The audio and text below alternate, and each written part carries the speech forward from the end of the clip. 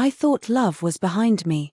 At 66, I had accepted a quiet life, untouched by passion. But when my 20-year-old neighbor moved in next door, everything changed. What started as simple curiosity became something I couldn't ignore, something forbidden, intoxicating, and impossible to walk away from. Was I about to make the biggest mistake of my life, or had I just been given a second chance? Spring carried with it a sense of renewal, a quiet whisper of possibilities wrapped in golden sunlight and the scent of freshly bloomed flowers. It had always been a season of change, though I never expected that this particular spring would stir something within me, something I had long buried under years of solitude and routine. In the garden, surrounded by the familiar comfort of roses I had nurtured for years, I moved methodically, trimming away the remnants of winter. The warmth of the sun pressed gently against my skin, the air rich with the fragrance of earth awakening. Each snip of my shears was rhythmic, a habit that kept my hands busy and my mind from wandering too far.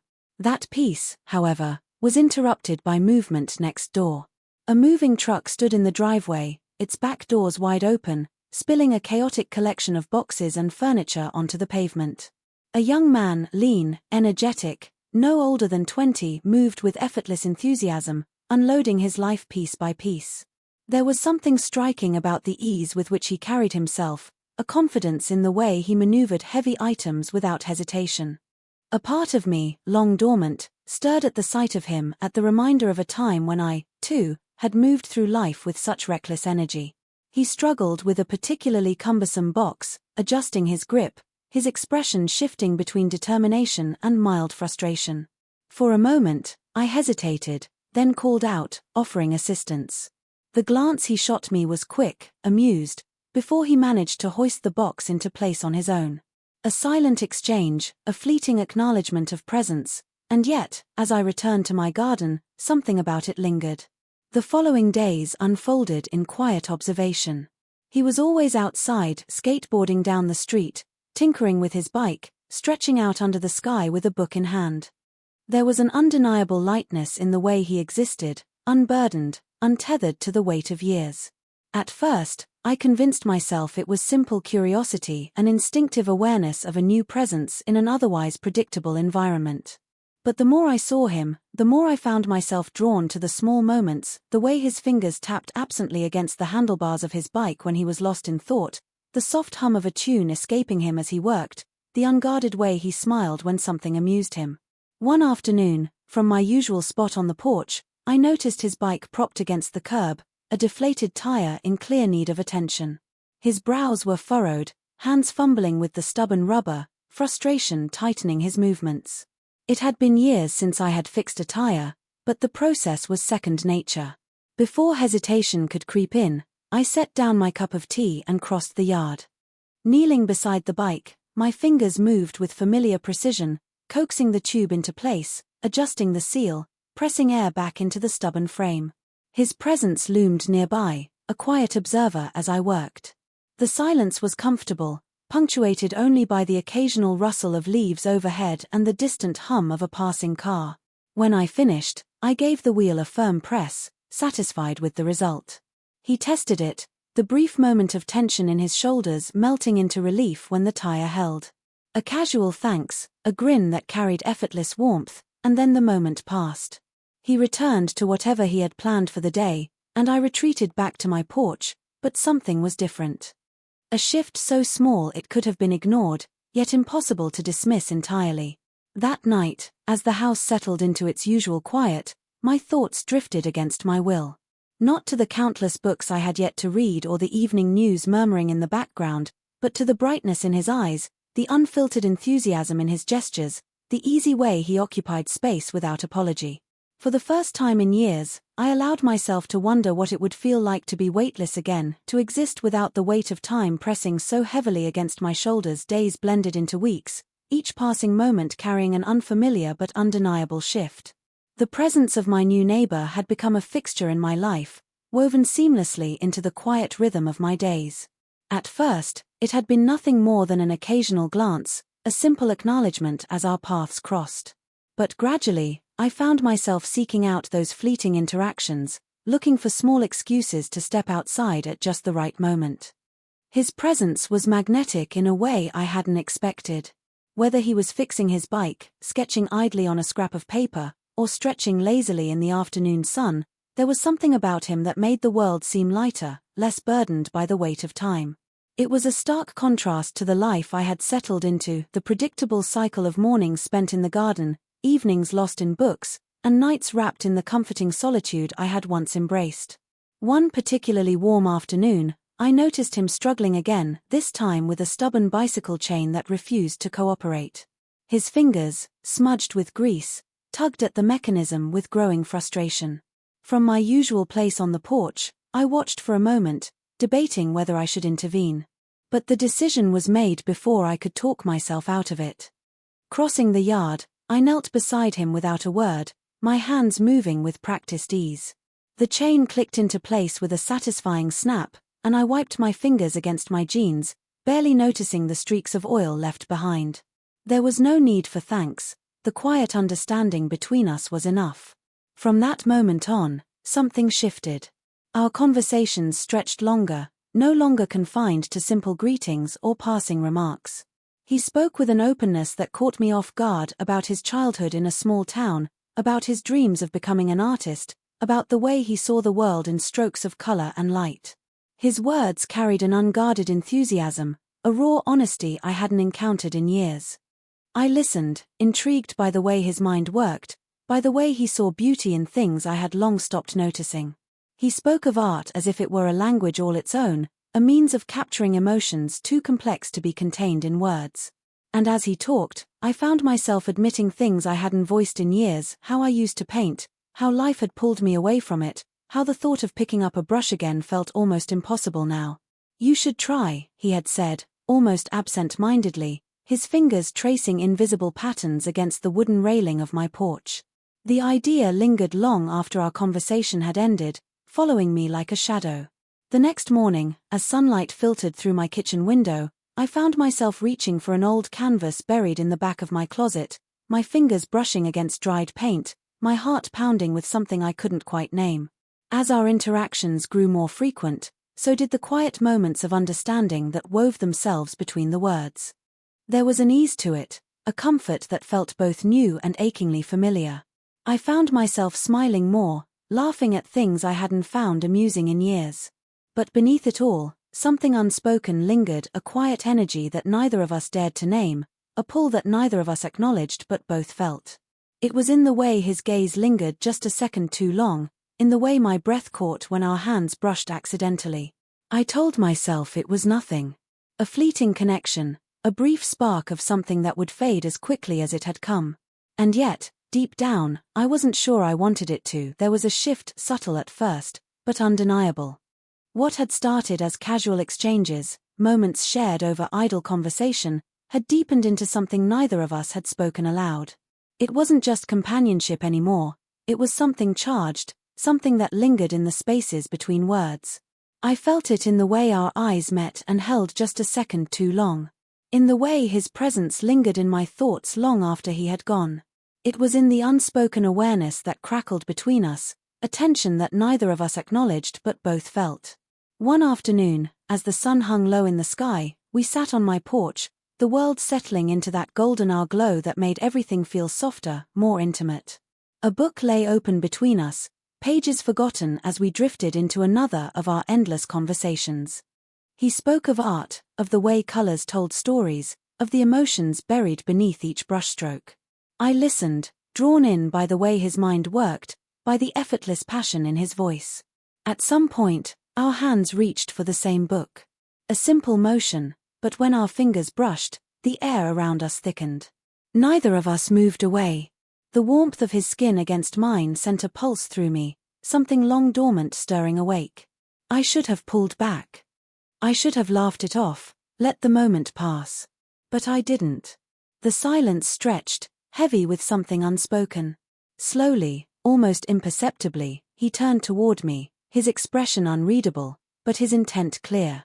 My pulse quickened, uncertainty clawing at my thoughts even as I felt myself leaning in, as if drawn by a force I couldn't resist. And then, it happened. His lips met mine, gentle at first, hesitant, as if testing the weight of the moment. A kiss that wasn't rushed, but full of quiet intensity, of curiosity, and something deeper that neither of us had dared to name. For a fleeting second, the world disappeared. There was no difference in years, no worry of judgment, no logic screaming at me to stop. There was only the warmth of his touch, the way his breath mingled with mine, the way my own body betrayed me by leaning into something I had long convinced myself was no longer meant for me. But reality crashed in just as quickly as the moment had arrived. I pulled away, breathless, heart hammering against my ribs. The weight of what had just happened settled over me like a wave, drowning me in a mixture of exhilaration and fear. His gaze searched mine, waiting for something: reassurance, regret, permission to do it again. But I couldn't give him an answer. I rose abruptly, needing space, needing air. My mind spun with 1,000 thoughts, none of them making sense. What had I done? What had we done? I muttered something about needing time, about this being a mistake. But even as I said it, I wasn't sure I believed it. That night, as I lay in bed staring at the ceiling, my fingers ghosted over my lips, still tingling from the sensation of his. My thoughts should have been clear, my decision resolute. But all I could think about was the way that one kiss had made me feel alive in a way I hadn't in years. And that terrified me more than anything else. The days following that moment were a blur of uncertainty. I tried to convince myself it had meant nothing, that it had been a momentary lapse, a foolish mistake driven by nostalgia and loneliness. But deep down, I knew the truth. It wasn't a mistake. It wasn't meaningless. I avoided him at first, retreating into the safety of my routines, hoping that distance would dull the weight of what had happened. But it didn't. If anything, the absence of his presence only made me more aware of how much space he had begun to occupy in my life. It was late one evening when I finally saw him again, standing at my doorstep, hesitation etched into every line of his face. I knew why he was there before he even spoke. We sat across from each other, the dim glow of candlelight casting flickering shadows on the walls. The air between us felt heavier than it ever had before. I kept my hands folded in my lap, desperate for something to anchor me. Then, in the quiet, he finally spoke. He asked if I regretted it. If I wished it hadn't happened. If I wanted to pretend it never had. I didn't know how to answer him. My mind warred with itself, one part screaming that this was dangerous, that we were inviting disaster, while another part of me clung desperately to the way he made me feel. I told him that the world wouldn't understand. That people would talk. That no matter how we tried to justify it, we would always be an oddity in their eyes. But he didn't care. He wasn't concerned with judgment or expectations.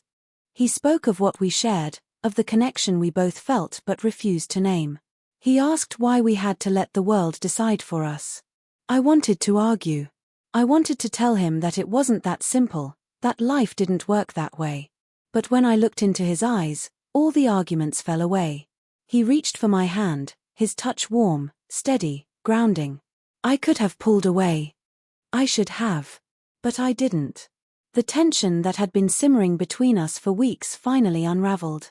There was no hesitation this time, no second guessing. It started with a kiss deeper, more certain than the last.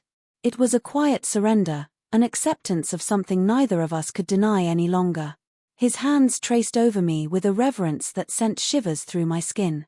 My own movements were slow, hesitant at first, but soon I was lost in the moment, in the way he made me feel like I was something more than just a woman trapped by time. We crossed a line that night, one we couldn't uncross. The days that followed were a whirlwind of stolen moments, whispered confessions, lingering touches, quiet laughter shared between the walls of my home. We built something in secret, away from the prying eyes of the world, a fragile escape from the reality waiting just beyond our doorstep. But secrets never stay hidden for long. The whispers started small, passing glances, hushed conversations that died the moment I entered a room. I should have expected it, should have known that people would talk. But knowing didn't make it any easier. At a neighborhood gathering, the judgment became impossible to ignore. I caught the stares, heard the muttered words disguised as casual conversation.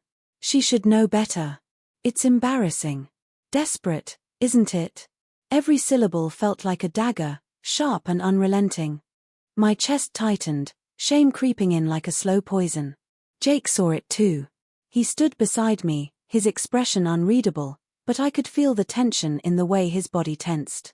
Later that night, as we stood on my porch, he asked if I cared about what they thought. If their opinions were enough to make me walk away. I didn't know how to answer. Because for the first time, I wasn't sure if I was strong enough to fight against the weight of the world. The weight of their judgment settled over me like a suffocating fog. Their whispers, their stares, they followed me everywhere, seeping into my thoughts even when I was alone. I told myself I was used to solitude, that I had built a life untouched by the opinions of others. But this was different. This wasn't just about me anymore. Jake noticed. He always noticed. He didn't ask, didn't push, but I saw it in the way his expression darkened when someone looked at me the wrong way, in the quiet frustration that simmered beneath the surface whenever I tried to change the subject. One evening, as we sat in the quiet of my home, he finally broke the silence. He asked me what I wanted, not what I feared, not what others thought, but what I truly wanted. The answer should have been easy. It should have been simple. But it wasn't. Because I wanted him. I wanted the way he made me feel alive again. The way he saw me, not as a woman defined by the years behind her, but as a person still capable of passion, of dreams, of love. And yet, the fear was there too. The fear that I was stealing something from him, that he would wake up one day and realize that I was never meant to be part of his story. He didn't let me dwell on that fear. He reached for my hand, lacing his fingers through mine with quiet certainty. He told me that love didn't come with rules, that the world didn't get to decide for us. That if I was willing to take the leap, he would be there, waiting. I wanted to believe him. And so, I chose to try. We stopped hiding. We went to art galleries together, sat side by side in coffee shops, walked through town as if we were like any other couple. The stares didn't stop, but I learned to hold my head higher, to let his presence beside me drown out the noise. One night, as we stood on a quiet hill overlooking the city, he told me that he had never felt more certain about anything in his life. That what we had, whatever it was, wasn't something he planned on giving up. The stars stretched endlessly above us, the city lights blinking like fireflies below. And in that moment, I let go of the doubt, of the fear, of the need to justify what we had to anyone but ourselves. Love, I realized, wasn't bound by time. It wasn't measured by years or expectations. It was found in laughter shared over morning coffee, in paint-streaked hands creating something new together, in the quiet moments where words weren't needed. And as I leaned into him, letting his warmth anchor me to the present, I understood that this was my second chance. Not just at love, but at life itself. And I wasn't going to waste it.